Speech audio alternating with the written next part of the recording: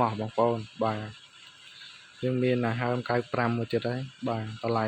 ធូរបងប្អូនបាទតម្លៃ2000នេះបងប្អូនបាទ2000ចុះបានតិចតួចបាទបងប្អូនណាស្រឡាញ់ចង់បានយកទៅប្រើបាទតតងមកពណ៌បៃតងចាស់ឆ្នាំ95បាទតម្លៃ2000ទេបាទនេះបងប្អូនបាទចុះបានតិចតួចទេបងប្អូនបាទ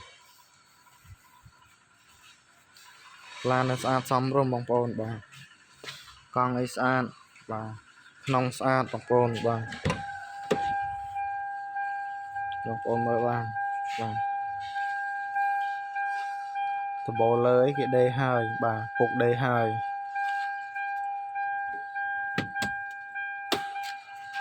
ឡានសាំងបងប្អូនបាទអត់មានហ្គាសទេបាទ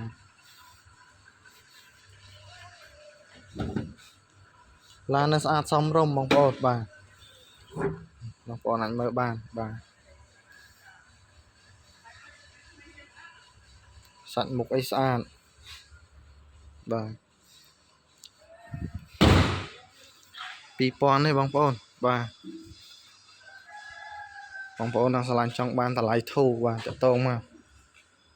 បាទនេះបងប្អូនបាទមកសំរុំបានប៉ុណ្ណឹងបាទ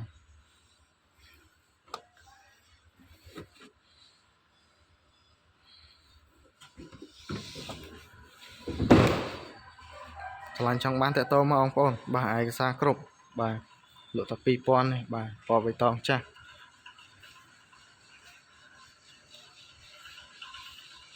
ទីតាំងបាត់ដំបងយើងនេះទេបងប្អូនបាទឆ្លាញ់ចង់បានតកតងមក